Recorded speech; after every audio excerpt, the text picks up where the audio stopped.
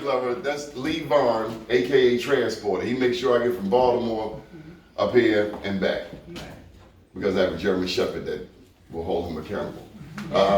Thank you, Mr. Victor Pay. Did you know that this is Second Chance Awareness Month? No. Mr. Vic informed me that this was Second Chance Awareness Month, and as you know, America has 5% of the world's population, but we have 25% of the world's inmates. But let me go back to Tulsa. Last year marked 100 years since Tulsa was, you remember the song Gap Man, You Dropped the Bomb on Me? Did you know that was about Tulsa? Yes. You did know? I did. Yes. You dropped the bomb on, Yeah. They literally dropped the bomb on Tulsa in 1921. So when I learned about that, it helped me to start looking around in Baltimore at the history there and other places, because Tulsa wasn't the only place that black people had businesses. As a matter of fact, wherever there were black people, somebody was a business person. Somebody was hustling, somebody was buying it here and selling it there, wherever we were. So everybody knows about Tulsa. Technically, there were two other Black Wall Streets officially. One was in Richmond, Virginia, and every woman in here should know who was the famous woman that made Richmond's Black Wall Street famous. Any takers? She's the first woman of any race to charter a bank in America.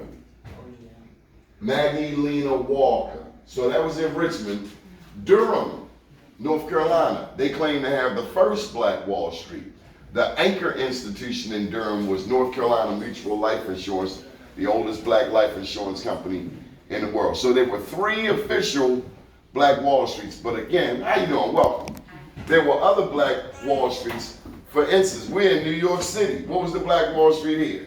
1828. Right down the island. 82nd to 89th, nobody? Seneca Village. Yeah. And then a few years later over in Brooklyn, I'm gonna see if you're good now.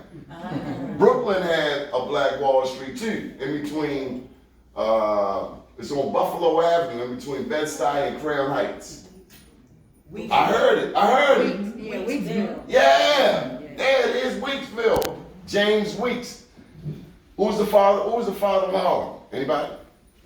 Philip A. Payton. Philip A. Payton. He was buying property here. So all of this to say, we are inundated on a regular basis with news stories about us robbing somebody, about us going to prison, about us. I mean, in Baltimore, we got Fox. I don't know how Fox is here, but every story about them is, and then they got this black cop in Baltimore who comes on the show, and his fugitive slave report, his fugitive report is all black people. And it's like, I know we're a majority black city, but you ain't got nobody of any other race breaking any laws. So anyway, that's why we have to know our history. And you are the most important part of this event. Actually, this one right here. Right here. Because Right here. if you don't know your history, if we wait for you to get to an HBCU to learn your history, we have failed you. And we're not going to let that happen. Mr. Pate is not going to let, Lee Vaughn is not. We want you to know that we come from greatness. Whether it's, yeah, we've done the sports. Yeah, we can do entertainment. Yeah, we can tell jokes. But we develop virus antidotes and science. We build buildings. We're engineers. We're doctors. We're astronauts. Anything that's ever been done, your people did it first. Sure did. Everything from medicine to business to astronomy, astrology, to whatever. The Sirius B. You ever heard of Sirius B? Maui, West Africa. They were studying the stars before there was a telescope. Tell me your people weren't back. On the back of a dollar bill, this is the last one. Yeah. What's on the back of a dollar bill that tells you Africa was great? Pyramid. The pyramid, all day long and twice on Sunday. So that's why we do these awards. Say greatness forever. I don't mean no harm. We're almost done. We almost done. So that's why we do these awards, okay? Got a couple of books. I'm sorry, you got the ball. I said they need to talk about our greatness from way back instead of saying the first now. They keep saying the first now, like as if we just started. And the education of our young is believing it's just started.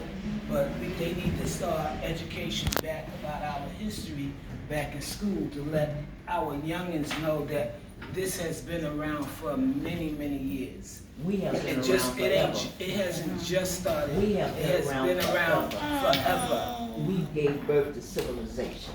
forever. And that's what our youngins, like this young baby here and this young person. I don't mean no harm, but we got to get back to the program, big sis. You did a takeover. I was okay. All right. Okay. Tasmia, would you come to the front, please? And then we're gonna pass the ball to you, Mr. Victor Payton, because we're trying to get you in and out. Start on time, end on time, cop and back. So the first award is gonna go to Joshua. Who is he?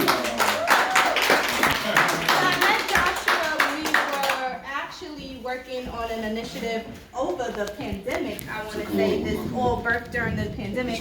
And Joshua was one of the young folks that showed up for us to really brainstorm with Regina and Walter Edwards and Sevilla Jackson about what to do about getting Black youth involved in the movement of making sure that we get our just due. So I couldn't have Donnie ask me who to recommend without shouting out Joshua. So Joshua.